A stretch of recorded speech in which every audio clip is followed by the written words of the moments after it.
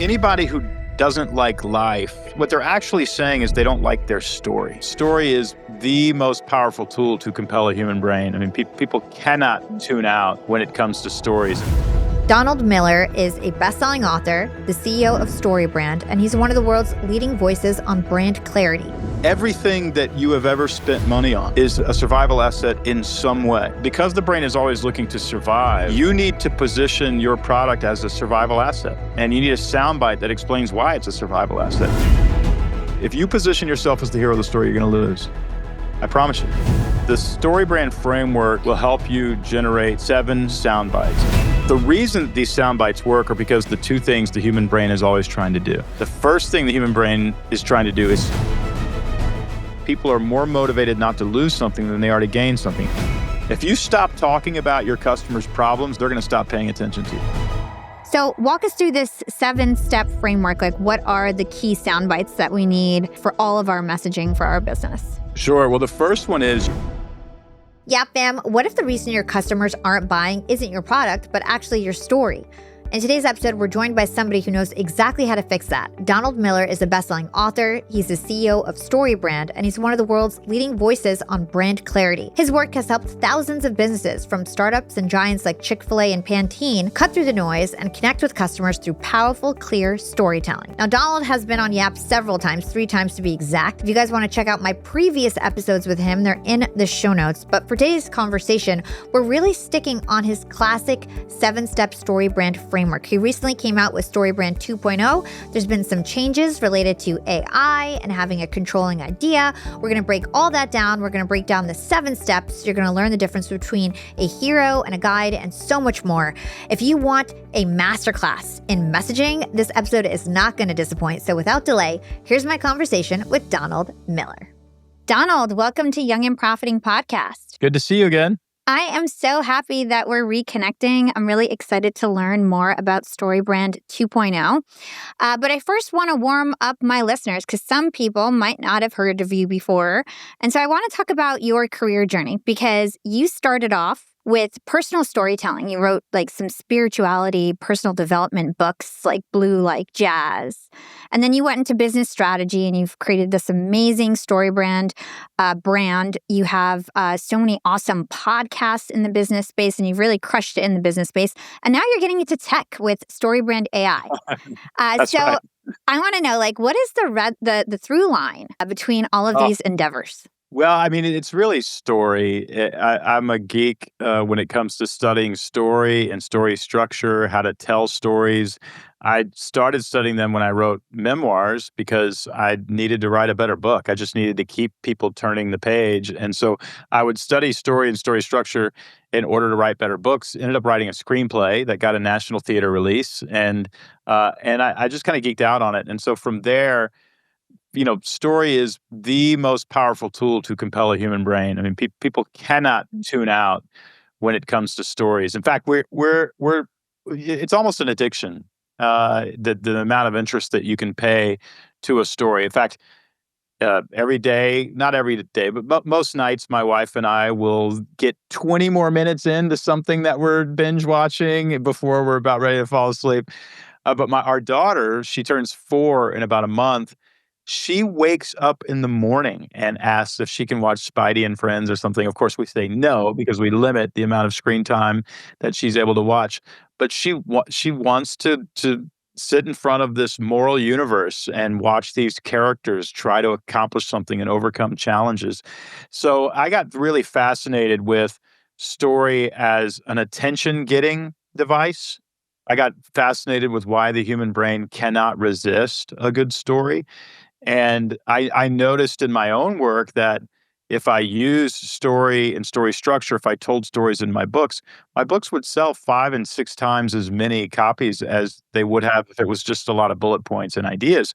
And from there, I just accidentally kind of stumbled upon the StoryBrand idea. I thought, if you could create a filtering framework that would help small businesses come up with several sound bites that would allow them to invite customers into a story, those brands might actually get a lot of traction from this.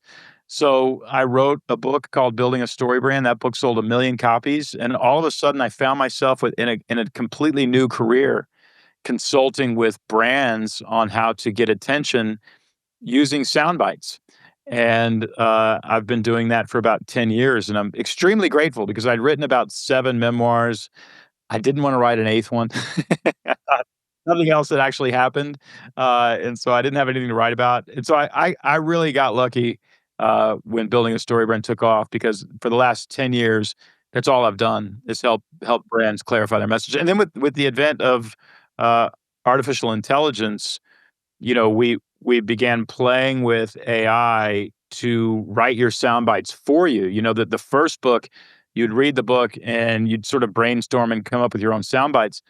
But I noticed that AI was doing a pretty darn good job coming up with those sound bites for you. And so I wrote about 110 single space pages of instructions and rules, and we created various prompts to lay over OpenAI. And now we've got StoryBrand.ai, which will write those 7 sound bites that you actually need. It'll give you a tagline, a controlling idea. It'll wireframe your website. It'll create lead generators for you. It will write your emails. But it's all done heavily instructed by me. And then I have a team of about 4 uh, in the department that gets user feedback and improves almost every day. The platform gets stronger and stronger. So that's been a really fun new venture for me. I never imagined myself as the CEO of any sort of tech. I can't call us a tech company because I don't think that's what we are, but it looks like that from the outside. Yeah.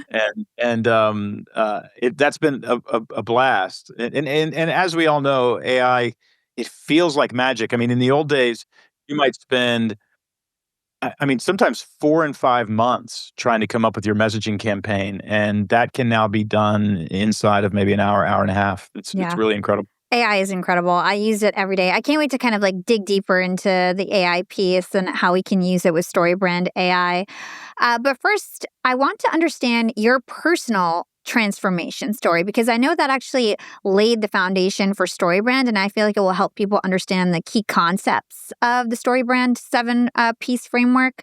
So, talk to us about your personal transformation and what you went through. Well, story has also informed my personal transformation. I mean, I live in Nashville, Tennessee now with my wife and our daughter, and we love it here. But when I was writing memoirs, I lived in Portland, Oregon, which is a long way from here. And I was single until I was 42. So for those of you who are in your 30s and you're single, you got a ways to go before you catch me. But I I I didn't have I had the discipline, I had the drive, I should say. I really enjoyed writing. I wanted to write. I did writing a book is very, very hard. And I was driven to do that, but I didn't have a whole lot of discipline. I was guilty of giving in to whims, and I would literally go to a coffee shop and start writing. If the words didn't go well, I would leave and go to a different coffee shop thinking the words were somewhere else. Which is just now that I think about that, this is the dumbest thing in the world. But I was having a guy read a couple of my books, and he called me. He said he's coming to Portland. He got in touch with me, and he said, "Can we get breakfast?" And I did. And that guy's name was Scott Harrison. He runs an organization called Charity Water. It is now $100 million organization that is drilling wells in sub-Saharan Africa. And I sat across from Scott, and I just thought this is a fascinating human being. And in comparison to what he was doing with his life, I was doing nothing. It was like nothing at all. And I thought, I am not a very interesting person. And I realized, well, what makes Scott so interesting is he's actually living an interesting story. And by that, I mean, he has a selfless ambition that is extremely difficult to accomplish. He's overcoming challenges left and right in order to accomplish that ambition. And that's the stuff of a really good story. And I thought, well, maybe I need to work on the things that I want, and I need to work on my relationship with conflict and my tendency to avoid conflict. Maybe I need to be more disciplined. Maybe I need to wake up and put and define a little more closely what I want my life to be about.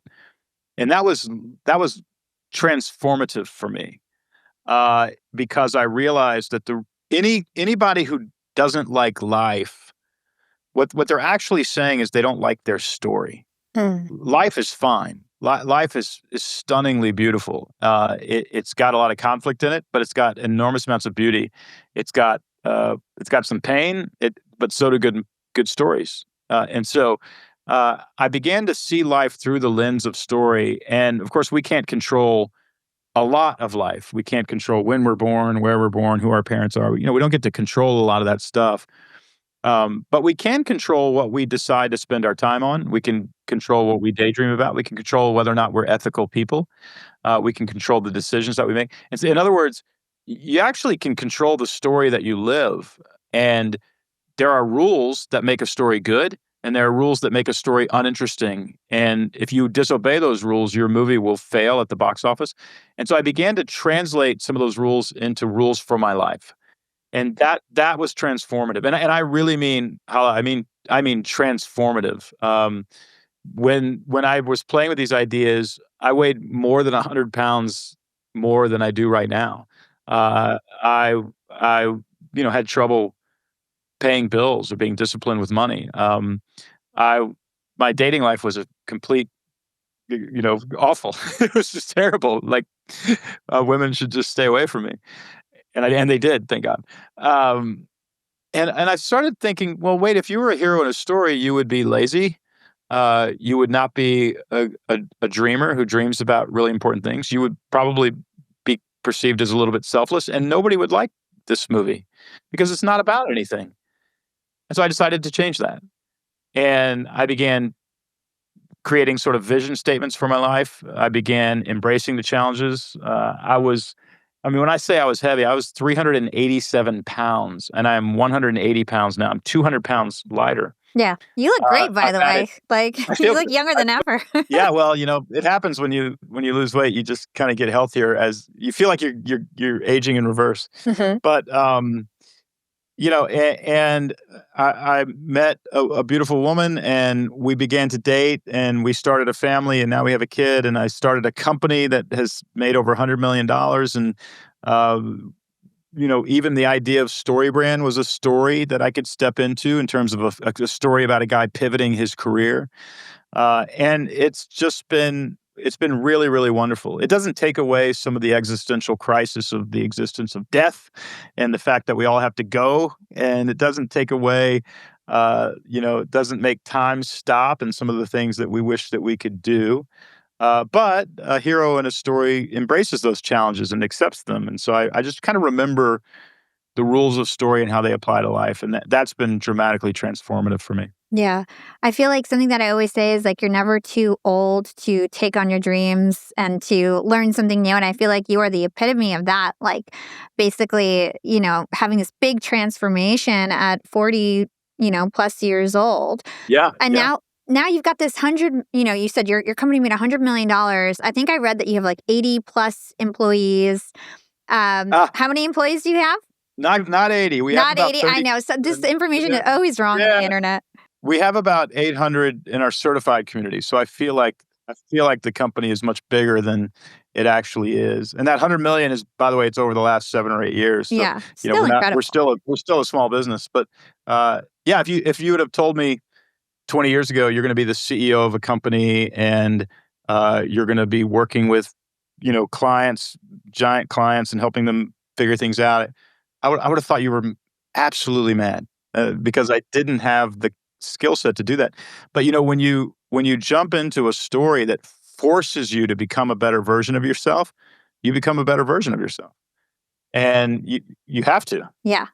For just for fun, I want to know if you weren't in this interview right now, I'm so happy, grateful that you took the time for this interview. But as CEO, what would you be doing right now? Where would you be? What is your role of CEO like now for the company? Yeah, I would be home. I've made a commitment because I got married older and became a dad actually at 49. I think I understood a lot more than I would have in my early 20s. In my early 20s, I was hell bent on defining myself and figuring out my identity, which is by the way is a very good thing if you find yourself in that position. But as I've gotten older, I've realized I knew that if I was a workaholic, my daughter would suffer. And so I made this commitment that I would be home between 4 and 5, and that I would leave my cell phone in a bowl at the front door, and I wouldn't touch it again until she was asleep. And so right now I would be home, and I'll still be home before 5 because we started this interview, uh, early. So that's what I would be doing. However, I'm up very early in the morning. I do a cold plunge. I work out. I do a sauna. I go to the same coffee shop, sit at the same table, order the same food, and do 2.5 hours of writing.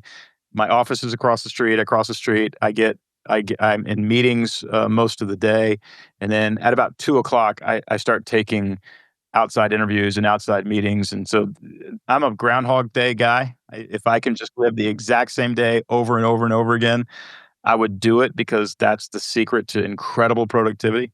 And I would probably that's how I would probably be spending my time. Oh, I love that. I feel like that gives some really great insight into how your world works. So you've got this new book called StoryBrand 2.0, and you first released StoryBrand, I believe, like 8 years ago or so. So what Yeah. made All you, right.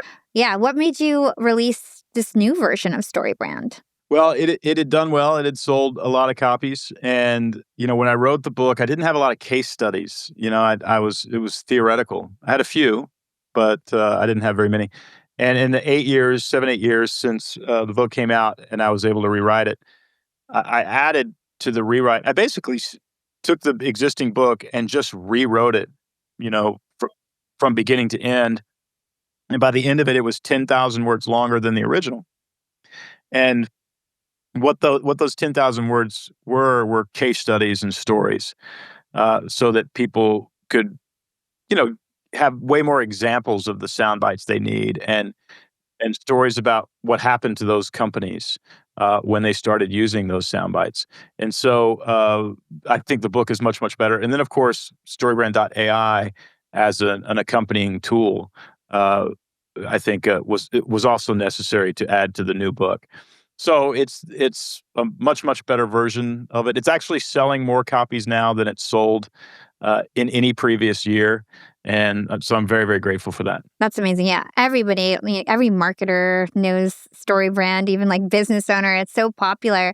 So it's a 7-part framework. Can you walk us through at a high level what that SB7 framework is? Yeah, and before I do that, let me explain why sound bites are so important, because Hmm. the StoryBrand framework will help you generate 7 sound bites, and those 7 sound bites are designed to attract customers and invite them into a story in which they use your product to save the day. So, everybody's struggling with a problem, and we want them to solve that problem using your product. And so, there's ways that you have to word things in order to entice customers in that way. But the reason that these sound bites work are because the two things the human brain is always trying to do. The first thing the human brain is trying to do is survive. I mean, the job of your mind, your brain, is to keep you alive. And so because of that, you're constantly scanning your environment, scanning information for survival assets. I call them survival assets, and there's a billion of them. Food is a survival asset for obvious reasons. Water is a survival asset, but so is friendship. Friendship is a survival asset. Uh, Status is weirdly a survival asset. So, Hala, if you're at a store and you see a beautiful purse that you really want, and it's I can't remember the name of purse companies. My wife would Louis has told me a Vuitton, million Gucci, times. Louis Dior, I know Vuitton, them whatever. all. Yeah, and you know that, okay, if I use this purse, or if I walk around with this purse, people will Hmm. assume I'm a certain kind of person or whatever. Sometimes it's inappropriate. Sometimes I wear my Rolex, sometimes I wear my Seiko. Most often the Seiko, but everything that you have ever spent money on is a survival asset in some way. It's building relationships, it's building friendships, it's creating memories, it's getting rest, it's in getting rid of your headache, getting rid of your toothache. It's a beauty product that's making you look better, which we want to do because we're convinced, like it or not, that if we just look better, we'll get more positive attention, whatever it is. And so, because the brain is always looking to survive, you need to position your product as a survival asset. And you need a soundbite that explains why it's a survival asset. And we've seen companies literally double in revenue when they figured that out. When they figured out you're not selling whatever it is that you think you're selling. You're selling survival. And if you make your customer think too hard about how your product can help them survive, they won't do it. So what they'll do is they'll just pass you by. And that's the second thing that the human brain is always trying to do. The second thing the human brain is always trying to do is conserve calories. You burn 400 to 600 calories a day just processing information. And if you process a bunch of information you don't need, you will run out of bandwidth to protect yourself. So the brain is always trying to not process information. It ignores almost everything. What will pique its interest is a survival asset. So it's very important that you have sound bites that break through that filter, that barrier, that desire that your brain has to not think. Your brain wants to ignore everything except for survival assets. And so when I have to think about how you can help me survive because you haven't said it in a soundbite, you're going to have a very tough time growing a business. And so the framework gives you 7 sound bites that people will not ignore. I love that you gave us that explanation. I feel like it's so true. People make all their decisions based on status and things that are going to improve their relationships or how people perceive them. So walk us through this 7-step framework. Like, what are the key sound bites that we need for all of our messaging for our business? Sure. Well, the first one is you need to define what your customer wants. And this definition, this soundbite needs to be very specific. For instance, if you say, well, my customer wants fulfillment, that's too vague. Your customer wants fulfillment. I don't know what that's about. I can't get my mind around it. For instance, let me do a little quiz with you. I have a client, and their soundbite was protecting our freedom. Let's see, it was protecting our freedom, defending our freedom, protecting the future. Hmm. Who do you think I'm talking about? Maybe like immigrants or freedom of speech or something like this, like just regular Yeah, people. so the reason that you're getting it wrong is because it's a terrible It's soundbite. unclear. Yeah. It's unclear. No, the agency is national security. Mm. So the National Security Agency, that was their tagline. By the way, they hardly ever shipped it. It was on one brochure. They never said it. It just got stuck in a drawer somewhere and they forgot about it. Their new tagline, we think that we're going to ship, is intelligence means victory. And that tagline does 2 things. It says what they offer, which is intelligence.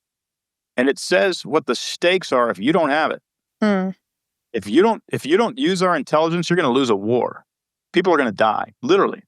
And they will. You need this intelligence. And so that tagline going into Congress is going to get congressional authorizations passed much quicker. It's going to get funding happen a lot faster. It's going to get the Pentagon to cooperate. It's going to get the military to make sure that the channel where they're getting their intelligence from is always open. It's actually something you could take if you worked at the NSA. You could take to your family, and your family all of a sudden says, "Dad's more important than I thought he was." Right? Yeah. So it's an extremely effective tagline. And so defining what it is that you offer and what it is that your customer wants, in the case of the NSA, it's intelligence, is really important. So that's one soundbite that you've got to have down. The next soundbite you've got to have down is arguably even more important, and that is the problem that you solve. We spend money to solve problems. That's it. And again, every dollar you've ever spent was spent to solve some sort of problem. If you paid to go to a movie, you were solving the problem of boredom or something to do that day, or needing to kind of check out and relax. If you bought a beautiful dress, you solved the problem of wanting to look better and not having anything in your closet for summer. But everything that you spend money on is to solve a problem. So if you've defined the problem that you solve in a soundbite, you can expect your business to go up if you repeat it. And again, you cannot be vague. You have to be very, very specific. It needs to be as specific as a toothache or a gluten intolerance, whatever that is.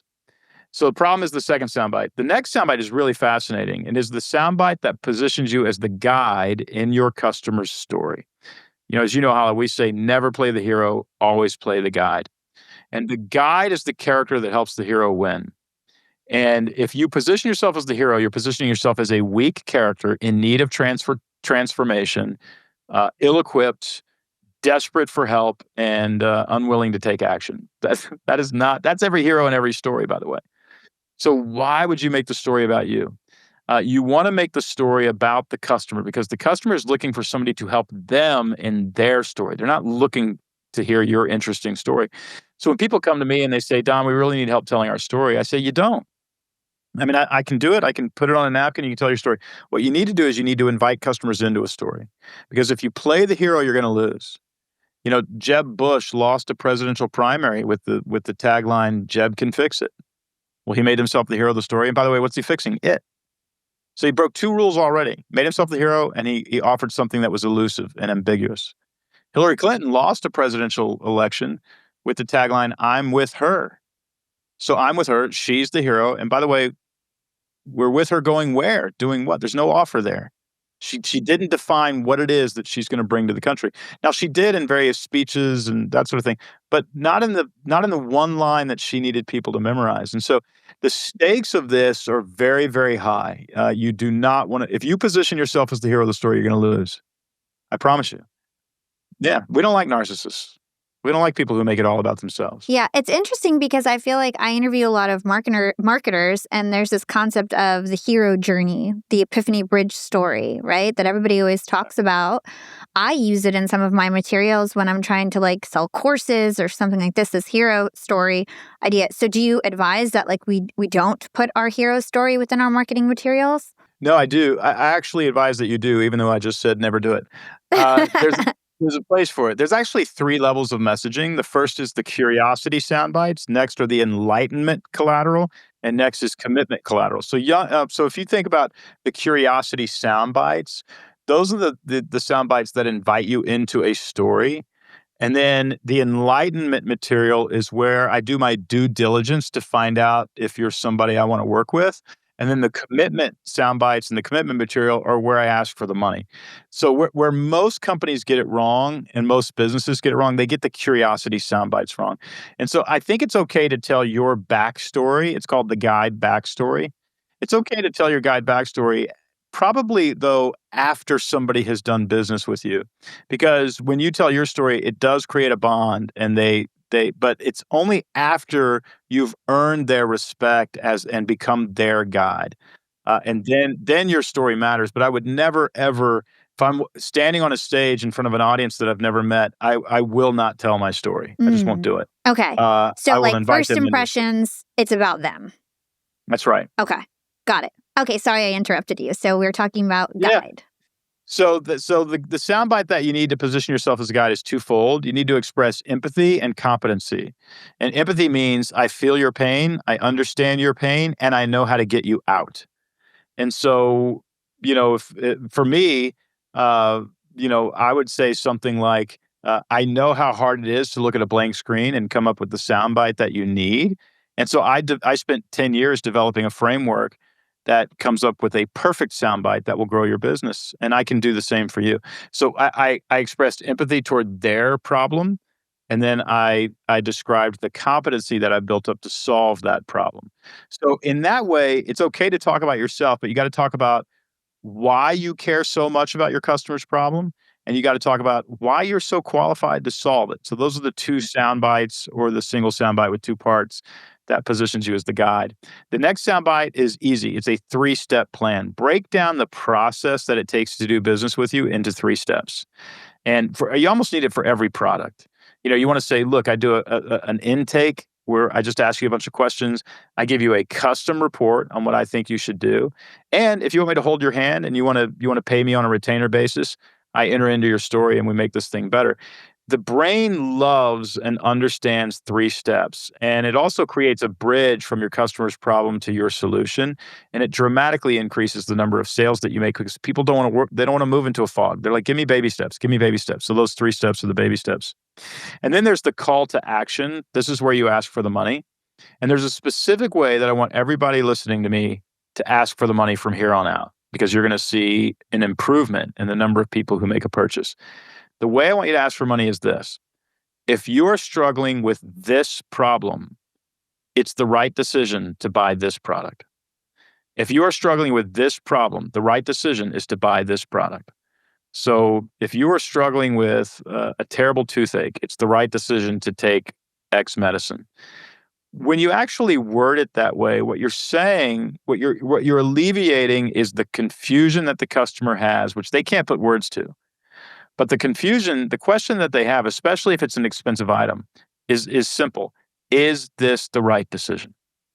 Is this the right decision? Um, think about the last thing that you purchased. What was it? And try to reverse engineer why you purchased it. I bought a pair of boots, about a pair of double RL boots that, they're nice boots. They're black boots. The only pair of black boots that I had was a pair of hiking boots, and they just didn't work very, very well. And I'd seen some sort of Instagram or something that said, "Have you ever seen a world leader in brown shoes?" I thought, no, never seen a world leader in brown shoes. I've got a pair of black dress shoes, but I don't have a pair of black boots. This is a hole in my closet, right? And so I think, and it took me, by the way, 3 months to buy these shoes because they're not cheap, and uh, and I finally just went, I need a pair of black boots. I'm just going to do it.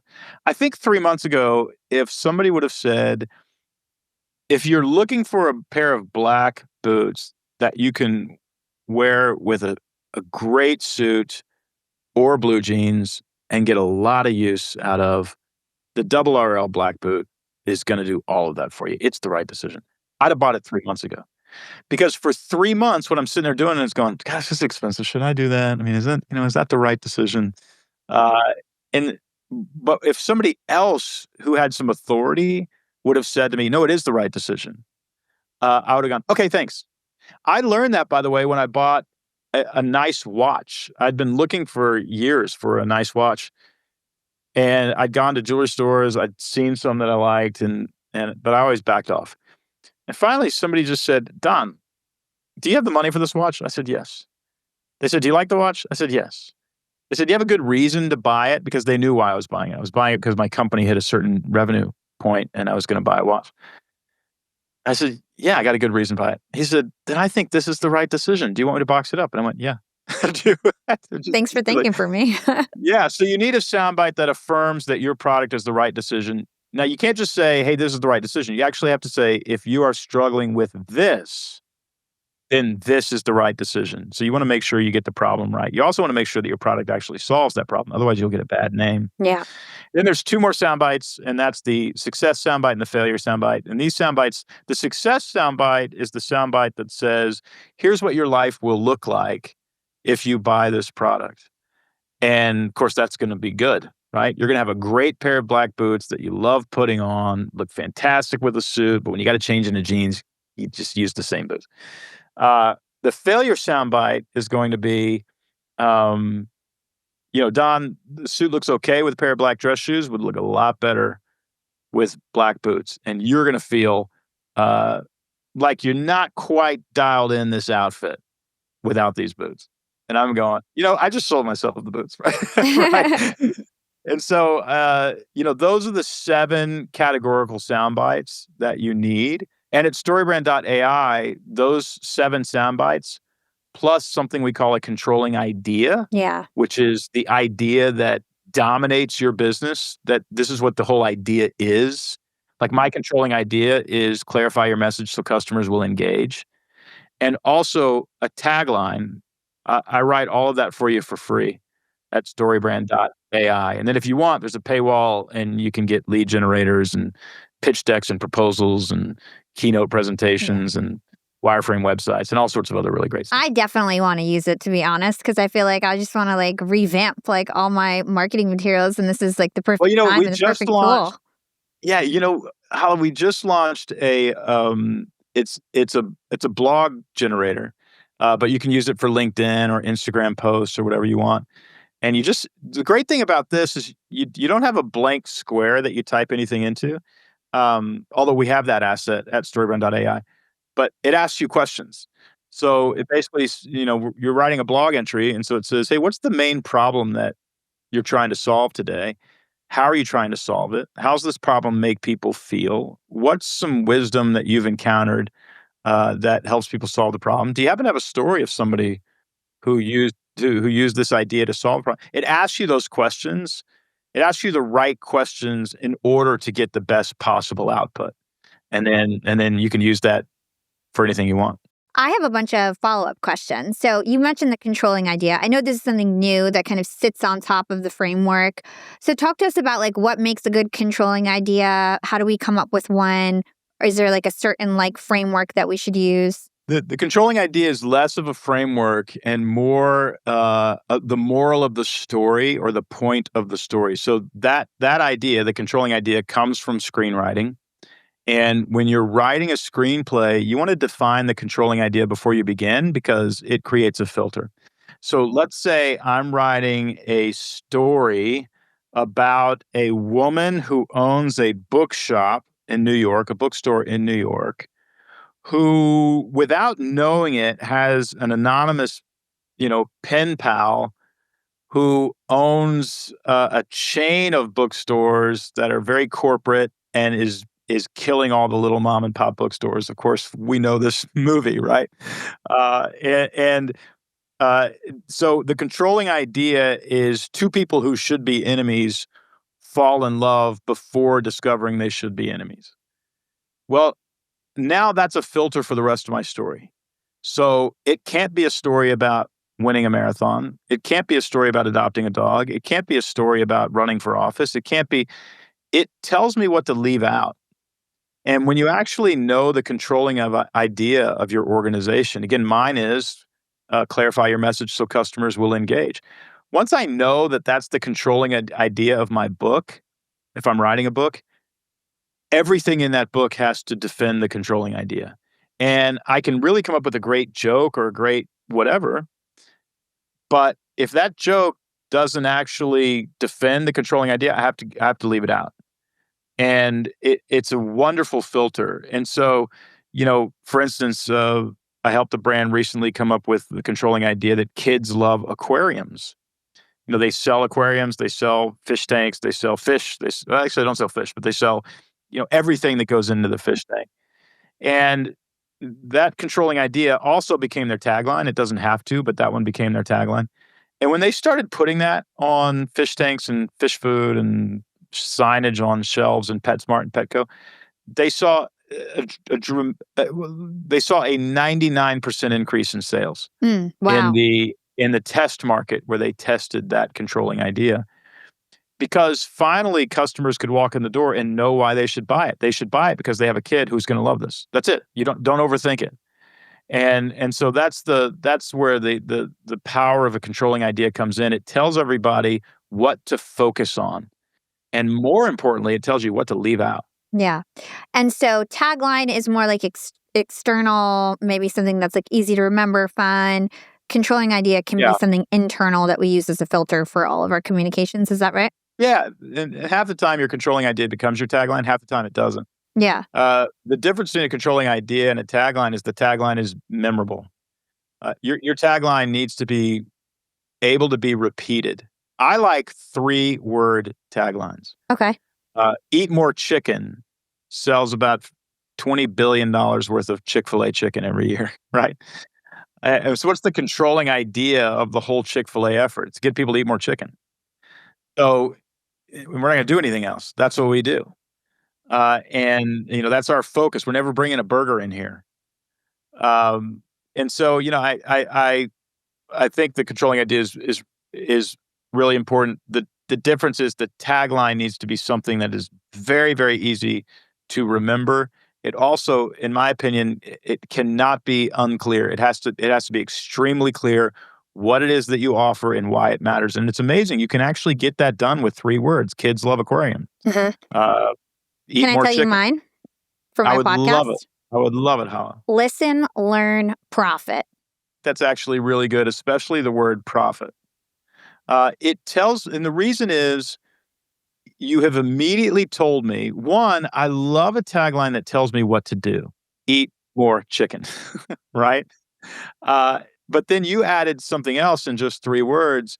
You added a survival asset. So if I am a small business and I listen and then I learn and then I make money, you are offering me a chance to survive. So it wakes my brain up and says, "Hey, you should pay attention to this." I think it's very strong. Oh, thank you. You also mentioned stakes, right? You mentioned stakes early on in the conversation when you were breaking down the framework. Why is it so important to help people understand what there is to lose? Because and I love the way you worded it, because it's more important to let people know what there is to lose than it is what there is to gain. And the reason is loss aversion theory. So loss aversion theory, it has been tested and it's been proven that people are more motivated not to lose something than they are to gain something. In other words, you are more motivated to not lose $100 than you are to make $100. If somebody offered you the ability to make $100, you would be motivated on a scale of 10 at 3, well, a scale of 1 to 10, maybe at 3 or 4. If you are if I said, "Hey, let me tell you how not to lose that $100 that's in your wallet," you're motivated at level 7 or 8. So the reason that you want that soundbite of here's what can happen to you if you don't buy my product is it drives much more action than a vision of a better future. Got it. So you should really think through not only like the benefits of your product, but what's going to happen if they don't use my product, and then how can I weave those Yeah, things the into my two messaging? yeah, the two most important things in your messaging, the two most important messages, if you will, are what is the problem that you solve and what failure am I going to experience if I don't buy your product? Those are the only two negative messages out of the entire 7, and they're more powerful than the other 5 combined. They're that important. In fact, and the reason is pretty obvious. If you turn on your favorite movie, Hala, what's your favorite movie? I'm curious. Favorite movie of all time, The Wedding Singer. Wedding Singer, that says a lot about you, and I absolutely love it. I'm here for that. That makes me wanna go back and watch it again tonight. It's been a minute. Okay, so if you pause The Wedding Singer 18 minutes in, 23 minutes in, 40 minutes in, 47 minutes in, 62 minutes in, and 83 minutes in. Now, I have no idea what's happening in those minutes, but I'll tell you what's actually happening in those minutes. Adam Sandler's up a creek. Adam Sandler is having a lot of trouble with something. The reason is if Adam Sandler isn't up against a challenge or experiencing some kind of pain, the story isn't interesting. It's just not interesting. And a good screenwriter will never, ever, ever let that happen. What you'll notice in a movie is it's negative, hard, hard, hard, hard, hard. Okay, we overcame it. And then there's 6 seconds, maybe, maybe 6 seconds of rest for the hero before something bad happens and he's at it again. And the moral, the lesson, if you will, that we can learn as business owners is if you stop talking about your customers' problems, they're going to stop paying attention to you. You've got to keep talking about the fact that, interior design shouldn't be so expensive. You shouldn't, you can't, stop talking about the fact that, uh, your tomatoes might not come up this year because it's going to get really hot unless, right? You can't stop talking about the fact that your kid is probably going to be really screwed up unless you look them in the eye and say, I love you, whatever. It's the negativity that drives interest and action. And then people say, well, no, I don't want to be a negative brand. That actually won't happen. Nobody will perceive you as a negative brand if 99% of your messages are negative. The reason they won't is because you sell a product that solves the problem. So if you sell a product that solves that much darkness, everybody sees you as light. They don't see you as darkness. If you didn't have a problem, if you didn't have a product to sell that solved the problem, then you're a negative brand. But the more negative the problem is that you solve, the brighter and the better the product actually is, and the more hopeful people associate their hopeful emotions with your product. So interesting. Okay, one more follow up about the framework. You talk about a story gap. Why is it Yeah. important to have a story gap, and what is that? A story gap is a question in the consumer's mind that your product hopefully will answer. So let's actually look at it in a screenplay. Let's say that we're writing a rom-com, a romantic comedy, and there's a gentleman, he's sitting in a coffee shop. A young woman comes in. He notices her, and maybe she's beautiful or something like that, and she spills a little bit of coffee right next to him. So he uses her napkin to pick it up, and she sits down, and they begin to have a conversation. There's a story gap already. What's going to happen between these two people, but it's not a very good one. So let's actually raise the story gap even harder, even more. And the story gap is like the interest we have to close this gap. We want these people to be together. Uh, she talks for maybe 10 minutes. The chemistry is off the charts. I mean, it's just like these two need to get married like fast. And suddenly she says, "I'm so sorry. I shouldn't be here. I shouldn't be talking to you. This is inappropriate." And she gathers her stuff, puts it in her briefcase, and jets out the door. He doesn't have her name, doesn't have her phone number. No, now we got a story gap. Mm. The story gap is, how are these two going to end up together? It's also called an obligatory scene, or the foreshadowing of an obligatory scene. The obligatory scene is this: you are obligated to bring those two together by the end of this movie. And if you don't do it, you're going to have an audience that's really, really mad at you because they want them to be together. So that's a story gap. Now, let's make it even worse or better from the perspective of the movie-going audience. This guy gets a call from his mother. He's brokenhearted. He has found the woman that he loves. He doesn't know nothing about her, doesn't know her name, but my God, he's smitten. His mother calls his little cubicle about an hour later, and she says, "You should come over for dinner tonight. Your brother is in town." And he says, "I hate my brother. You should hate your son. He's a con artist. He's a liar. He's a narcissist. He's the worst human being who has ever walked this planet. I have no desire to go to dinner."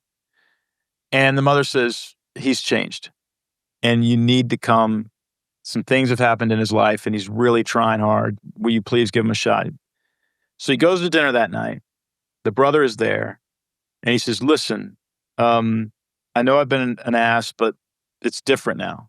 And knock, knock, knock. Somebody knocks at the door. He says, "In fact, the reason it's different is right outside." Opens the door and introduces his fiance, and who do you think it is? The girl from the coffee shop. I love Now this we've got story.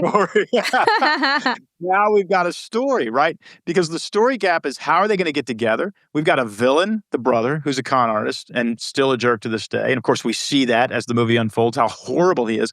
We have this wonderful young woman who deserves to be with the other brother, not the con artist. And the audience is going, how's this going to work out? How are they going to get together? How is this? That's the story gap. And in screenwriting, you should never, ever, ever, not for a second, not have an open story gap. Because as soon as you close that gap, the story's over. It's over. Let's say in that first scene, she would have said, "You know what? I'm engaged to this guy. He actually kind of looks like you, but I'm realizing he's a con artist and I want to marry you." We've ruined the movie because you closed the gap too soon. And so the idea is, when you're promoting a product, you want to talk about the pain and the challenge that the customer is experiencing, because it opens a story gap. And when you say, "Look, when you actually do business with me and buy my product, that's how you close the gap." And then people are motivated to close that gap, so they pay you money to close the gap. If the story gap is undefined or vague, you'll have a lot harder time selling your product. And then how does the 3-step plan not close the story gap then? The 3-step plan tells them how to get to the closing of the story gap. That's like So- how you close the gap, but you don't actually tell them how, because it's going to scare them away. So it's more high level, you mean? No, it's the path. Let's say that you're an at-home chef. Mm-hmm. You'd want to say to people, "Hey, you know how most families don't eat together anymore? When they do, they don't eat healthy. I'm an at-home chef. What did I just do, by the way? I started with the problem and positioned myself as the solution to the problem." Now, that's going to make people want to do business with me. However, they don't know if it's the right move, and nobody likes to move into a fog. So what you say is, "By the way, I work in 3 phases. I come to your house and I do an intake session. I find out what your food allergies are, what your favorite restaurants are, what kind of meals you like, when your family likes to eat. The second step is I cook only one meal, and we see if we like each other. if you like the way it tastes, if you like the leftovers and they're good the next day, if you like the fact that you can sit down and connect with your family and not have to worry about a meal at least one night a week, then we take step 3. And step 3 is I enter into a retainer. I can work with you twice a month, and that's it because I'm very busy. But I'd love to work with you. Would you like me to come over for that intake session? You can even hear how much more likely somebody is to take the risk-free step of an intake session and the slightly risk-free step of getting one meal done. And then it feels like baby steps to close this story gap. Now, when I said, do you know how most families don't eat together anymore? And when they do, they don't eat healthy. I opened a story gap in your mind because you went, holy crap, that's us. We don't eat together. We definitely don't eat healthy. We eat on the run. We eat with the TV on. And the kids are going off to college in about 7 years, and we're never going to have that opportunity again. Now there's a story gap, and I'm going to close that story gap when I come and cook for you. Hmm. I want to do some games. Does that sound like a good idea? That sounds terrific. Okay. So I want to test hero versus guide with some really popular companies that I'm sure you know a lot about. You tell me, do you feel like they're positioning themselves as a hero or guide, and like why or why not it's working? Okay. Sounds good. Let's go with Apple. So they've got a tagline, think differently, if that helps. Yep. Okay. So a couple things about Apple. The reason think different works for Apple, but not for you. Let's talk about that. Okay. The reason think different works for Apple and not for you is because Apple is the largest company in the world. Everybody knows what an Apple computer is. Everybody knows what an iPhone is. Everybody knows what an iWatch is, on and on and on, or an Apple Watch. We all know those things. And so when people know what a Coca-Cola is and what it tastes like, you don't have to be as specific. And so a major mistake that small businesses make, or people starting their personal brand, is they look at Apple and they go, think different, right? Or have a Coke and a smile or whatever. And they go, okay, I need one of those. You don't. When your product is a household name, you can start doing what I call branding. Until then, you got to do marketing. And marketing is explaining what you offer and why it matters. So let's just stop there and say, think different worked because it launched in a Super Bowl commercial. That's where it launched.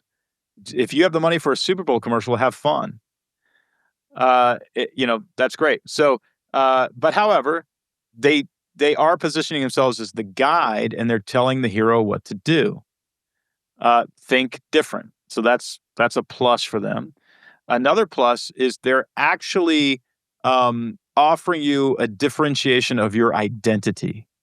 Notice that think different doesn't sell a computer. It sells an opportunity for you to become different than everybody else, which makes you stand out, which is a survival asset. So 2 words, very powerful, won't work if you are an unknown brand, worked great for Apple. So I give it like a C+. C+. Okay. A+ for them, F- for you, C+ is in the middle. Nike. Just do it. Identical. Just Do It says that we are a brand for people who don't make excuses. We are a brand for people who have a bias toward action. We are a brand for people who are active. Very, very powerful. Unless you know what a Nike shoe is, it's completely ineffective. So it works very well for a known brand, not at all for you. Tesla. What is Tesla's tagline? I don't know what their tagline is, but everybody just knows Elon Musk. Is that problematic for them? No. Because Elon is such a character who is incredibly different. Elon Musk has overcome more challenges this afternoon than you and I may overcome in a lifetime. Now, I'm not saying I admire his politics or any of that, although I'm very curious about how Doge is going to work out because a lot of that stuff is really good. We've got to bring manufacturing home, and we waste a lot of money as a government. But there's all sorts of shady stuff happening. Let's be honest.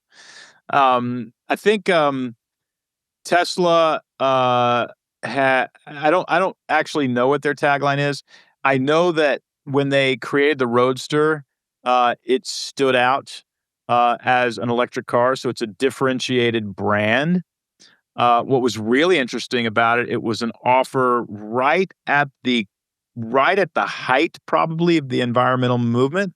So it gave people a chance to have a product that would help them do what they wanted to do.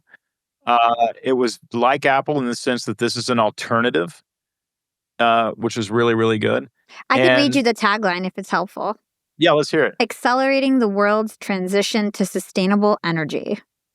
Well, there you go. So I clear. mean, I feel like it it follows is your clear, rules. but again, if I said to you that tagline, you would say it sounds like a solar panel company. It's true. So it only works because we know what a Tesla is. Mm, And that's not a good tagline for anybody listening to my voice. got it. Okay, another game. I'm calling it the SB7 Speed Round. I'm Okay. going to give you the name of a product or a service, and then you basically say the controlling idea and then go through like the key sound bites for them. Okay. Let's do a meal kit for busy families. Ooh. Okay, a meal kit for busy families would be it shouldn't take an hour to cook an amazing meal, Mm. right? So Mhm. now we get an amazing meal and we get to save time. We get two things, right? So whatever the name of the company is, because it shouldn't take an hour to cook an amazing meal. Now, I've combined some sound bites. One is what the customer wants, which is an amazing meal. The second is the problem, which it takes too long to make an amazing meal. And so the controlling idea of it shouldn't take an hour to cook an amazing meal uh, is a pretty good one. I think that would work. Uh, Another one is what you actually need for dinner tonight in one box, or something like that could be good. Well, what problem am I solving? Well, first of all, I've said what it is. It's everything you need for dinner tonight in one box. And the problem that I'm solving is I don't have to go to the grocery store and buy a bunch of stuff, right? I could do another one. Uh, if you have a family of four, shouldn't you have nothing left over when you make dinner tonight? Solving the problem of every time I go, I get six of these, eight of these, four of these, 10 of these, and nothing is ever exactly what I need. So I could choose to solve that problem. This is a conversation that I would have around a boardroom with that company, and then I would force them to choose. You're going to choose a problem that you solve, and then we're going to corner the market on that problem. Do you want to solve the problem of not having to go to the grocery store? Do you want to have the problem? Do you want to solve the problem of it takes too long to cook? Do you want to solve the problem of dinner never tastes good when we cook it at home? Which, by the way, is a pretty good one. And if so, we're going to come up with a controlling idea and a tagline and brand script talking points based on what you have chosen. So And you good. can't choose two. You can't choose two. You got to choose one. Love it.